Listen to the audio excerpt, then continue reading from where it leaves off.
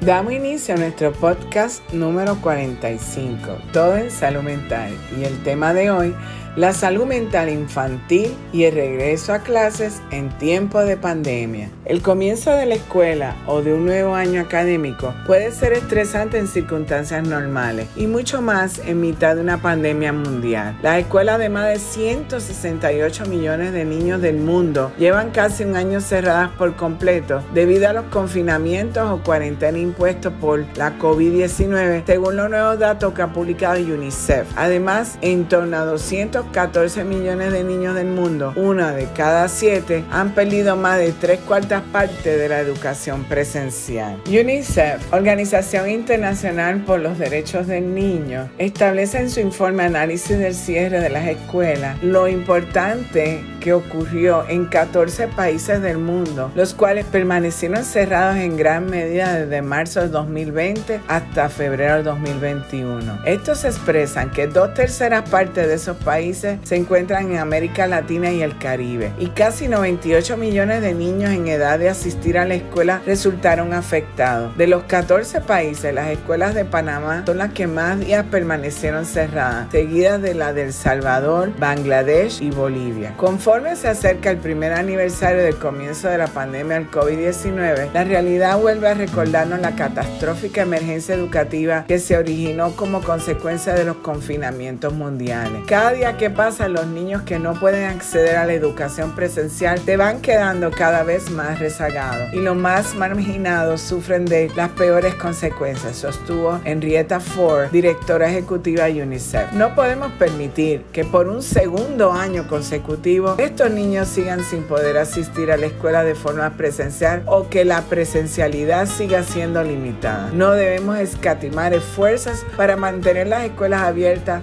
o darles prioridad en los planes de apertura. El regreso a clase es una necesidad en la salud mental de los niños, niñas y adolescentes, y así lo reconoce la doctora Nubia Bautista, su directora de enfermedades no transmisibles del Ministerio de Salud y Protección Social en Colombia, al señalar que la pandemia ha visibilizado aún más las afectaciones que ya se encontraban en esta población. Al respecto, señaló la funcionaria que es necesario poder garantizar mejores condiciones de desarrollo para los niños, que incluyen una nutrición adecuada, el acceso a la educación y la socialización. Esto con el fin de superar las afectaciones que dejó la pandemia. Reconoce la experta que con la pandemia este tipo de afectaciones se han incrementado. Incluso un estudio de 2020 que realizó el Instituto Colombiano de Neurociencia demostró que de la población estudiada el 31% tenía problemas para dormir, 36% contestaba fuerte, otro 31% se irritaba con frecuencia, otro porcentaje tenía complicaciones en el apetito, se aburrían con facilidad o no lograban concentrarse para hacer las tareas escolares. UNICEF analiza la respuesta a diversas preguntas que podrían surgir en este inicio de clase. A mi hijo le da miedo regresar a la escuela. ¿Cómo puedo ayudarlo a estar tranquilo? Puedes ayudar a tu hijo a estar tranquilo manteniendo una conversación abierta sobre aquello que le preocupa y haciéndole saber que es natural estar nervioso. Los niños pueden sentir nervios o reticencia cuando regresan a la escuela, sobre todo si llevan meses estudiando en casa. Sé honesto, por ejemplo, podrías explicarle algunos de los cambios que se podría encontrar en la escuela, como la necesidad de llevar algún tipo de protección como la mascarilla. Recuérdale que él o ella también pueden ayudar a impedir la transmisión de los gérmenes lavándose las manos con jabón y tosiendo o estornudando con el codo. Recuérdale a tu hijo los aspectos positivos, por ejemplo, que podrá volver a ver a sus amigos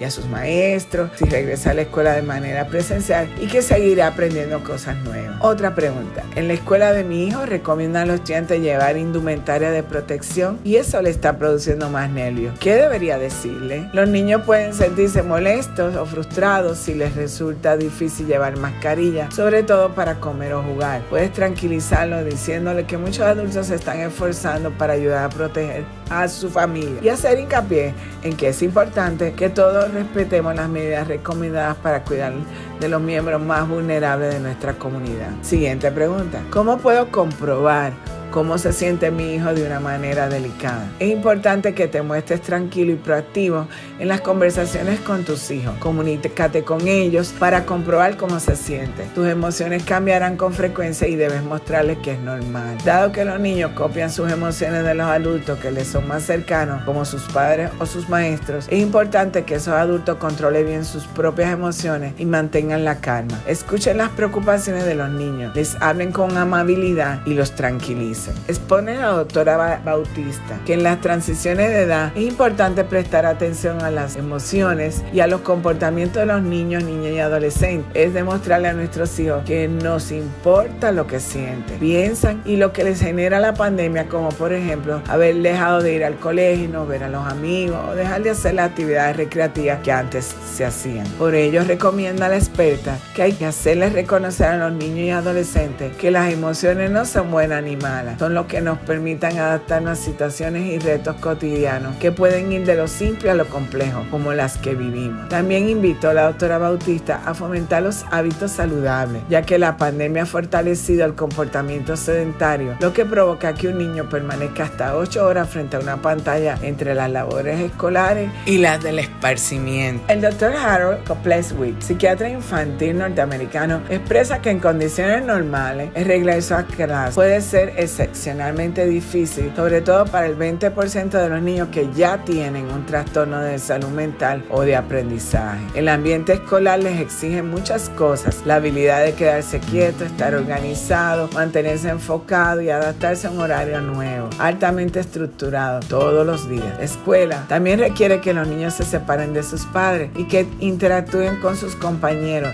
Desafío bastante difícil para cualquier niño con ansiedad. Estas son 6 cosas que los padres de niños vulnerables deberían saber sobre el comienzo de las clases, según expresa el doctor. Primero, los problemas de salud mental emergen durante el regreso a clase. Los niños con necesidades especiales necesitan muchísima ayuda para aprender cómo lidiar con el nuevo horario de clases. Usted como padre puede aligerar la ansiedad de su hijo al modelar confianza y un comportamiento tranquilo y al imponer una estructura en la vida familiar, la comida, la tarea y las rutinas del sueño. Segundo, el cerebro de los niños están cambiando dramáticamente. Ocurren cambios muy profundos a lo largo del desarrollo del cerebro de los niños, especialmente cuando están entrando a la adolescencia. El cerebro adolescente comienza a cambiar con eliminación de neuronas o empieza a podar, término neurofisiológico de la eliminación de las neuronas, reforzando algunas conexiones entre las neuronas.